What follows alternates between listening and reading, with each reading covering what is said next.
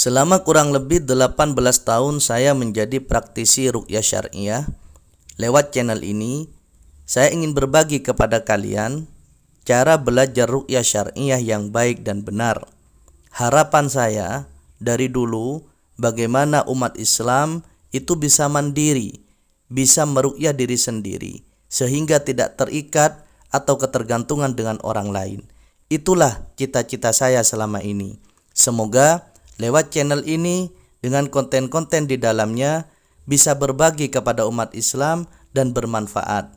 Dukungan Anda sangat kami perlukan agar channel ini bisa tersebar khususnya ke masyarakat umat muslim, sehingga seperti harapan dan niat saya, umat Islam bisa semuanya meruqyah paling tidak untuk dirinya sendiri, sehingga tidak mudah dibohongi, dikibuli oleh oknum-oknum yang mengatasnamakan agama.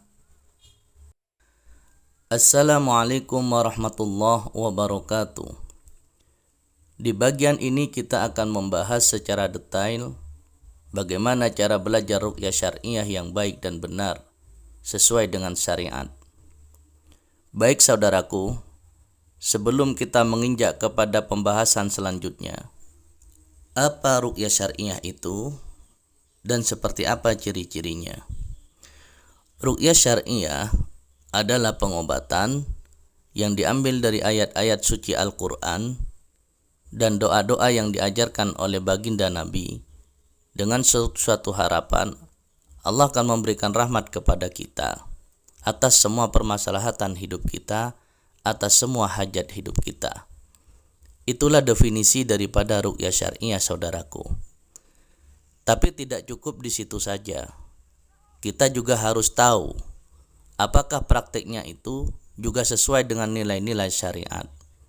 Karena tidak sedikit di luaran sana mereka mengklaim ruqyah yang mereka lakukan adalah ruqyah syar'iyah. Tapi kenyataannya secara praktek sebenarnya itu tidak jauh berbeda dengan perdukunan yang mengatasnamakan ruqyah syar'iyah. Kita tidak perlu meributkan hal-hal yang berhubungan dengan mana yang paling baik ataupun mana yang paling tidak baik. Kita hanya berdasarkan data, itu saja sudah cukup. Jadi kita juga tidak bisa mengatakan bahwasanya ruqyah kita yang paling baik, ruqyah mereka tidak baik, tidak juga. Karena baik tidaknya di sini harus sesuai dengan Al-Quran dan hadis. Tinggal bagaimana kita mempelajari ruqyah, itu sudah sesuai dengan Al-Quran dan hadis. Itu sudah cukup. Tidak perlu kita memikirkan ruqyah-ruqyah yang dilakukan oleh orang lain. Karena saya percaya siapapun di antara kita itu inginnya yang terbaik. Baik saudaraku, sekarang secara definisi sudah jelas bahwasanya ruqyah syar'iyah adalah pengobatan yang diambil dari bacaan ayat-ayat suci Al-Quran dan doa-doa yang diajarkan oleh Rasulullah dengan sebuah harapan Allah memberikan rahmat. Terus bagaimana secara prakteknya? Secara prakteknya kita lihat dari definisi tersebut. Jadi kita ketika mau mengobati misal diri kita, maka kita cukup mengambil bacaan dari ayat-ayat suci Al-Quran dan doa-doa yang diajarkan oleh Rasulullah. Misal, kita bisa membaca Al-Fatihah, ayat kursi, Al-Ikhlas, Al-Falaq dan An-Nas. Karena kita ketahui kebanyakan di luaran sana mereka lebih banyak tidak menghafal ayat-ayat Al-Quran.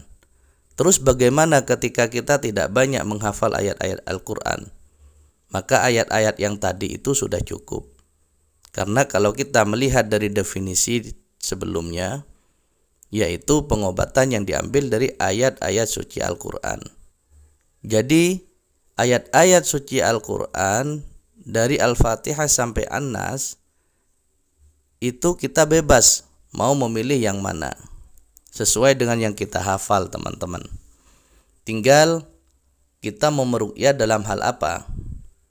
Misal di sini kita ambil contoh, kita mau mencek up tubuh kita apakah ada gangguan non medis atau tidak. Langkah yang pertama yang harus kita lakukan adalah pertama kita ambil wudhu. Setelah itu kita duduk sesuai dengan kenyamanan kita. Tidak terikat dan tidak mengikat. Bebas. Mau kita duduk selonjoran, mau berbaring, yang penting kita nyaman. Setelah itu baru kita meniatkan diri kita kepada Allah seraya memohon agar Allah memberikan rahmatnya. Sebagaimana definisi ru'yah syar'iyah tadi, kita berharap rahmat Allah. Setelah itu baru kita bacakan ayat-ayat suci Al-Quran sesuai dengan yang kita hafal. Misal kita hanya hafal Al-Fatihah, ayat kursi, Al-Ikhlas, Al-Falaq, dan An-Nas. Maka cukup itu saja yang kalian baca. Terus bagaimana selanjutnya? Bukankah ketika kita membaca itu cuma sebentar? Gak apa-apa. Jadi Anda ulangi kurang lebih selama 15 menit sampai 30 menit. Anda cukup membaca yang Anda hafal tadi. Setelah 15 menit sampai 30 menit, Anda bisa menghentikan atau menyudahi ruqyah Anda. Jadi dari penjelasan tersebut, mulai tadi dari awal sampai sekarang, ternyata ruqyah syar'iyah itu sangat sederhana, saudaraku. Jadi kita tidak perlu puasa, tidak perlu muti, dan lain sebagainya. Jadi sangat simpel, sangat mudah kan teman-teman. Jadi kita hanya cukup ambil wudhu, kita baca ayat-ayat suci Al-Quran yang kita hafal bebas. Dari Al-Fatihah sampai An-Nas kita milih yang mana. Cuman kebanyakan yang dilakukan oleh peruqyah atau yang dibaca oleh peruqyah yang sudah saya sampaikan tadi, yaitu Al-Fatihah, ayat kursi, Al-Ikhlas, Al-Falaq, dan An-Nas. Itu ayat ruqyah dari Al-Quran, saudaraku. Terus bagaimana dengan doa-doa yang diajarkan oleh Rasulullah? Sama, Anda bebas memilih doa-doa mana yang mau dipakai.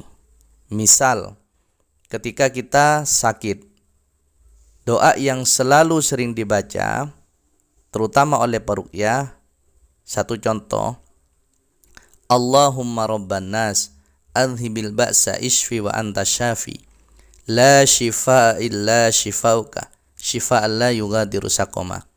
Ini doa yang diajarkan oleh Rasulullah. Jadi ketika misal kita mau mengobati diri kita yang sedang sakit atau orang lain, maka bisa ditambahkan dengan doa-doa yang diajarkan oleh Rasulullah seperti doa tersebut. Jadi dari sini ternyata ruqyah itu juga sangat simpel sekali, teman-teman. Nah, terus bagaimana? Apakah itu bisa terjadi kepada semua umat? Bisa. Di sini tidak terikat, siapapun umat Islam itu bisa melakukan ruqyah syar'iyah. Cuman yang membedakan nanti hasil atau powernya, kekuatannya, dan juga berkenan tidaknya Allah menyembuhkan. Untuk permasalahan itu atau bab itu, insya Allah nanti kita akan bahas di konten berikutnya bagaimana cara kita mengeluarkan power ruqyah, bagaimana cara kita supaya Allah senantiasa berkenan atas apa yang sudah kita inginkan atau kita harapkan dengan media atau wasilah ruqyah syar'iyah. Baik saudaraku kaum muslimin wal muslimat, mungkin ini saja dulu yang bisa saya sampaikan seputar bagaimana cara belajar ruqyah syar'iyah yang baik dan benar. Semoga ini sudah cukup jelas dan bermanfaat buat kalian semua dan bisa Anda aplikasikan, praktekkan kepada paling tidak diri Anda sendiri. Kurang lebihnya mohon maaf. Assalamualaikum warahmatullahi wabarakatuh.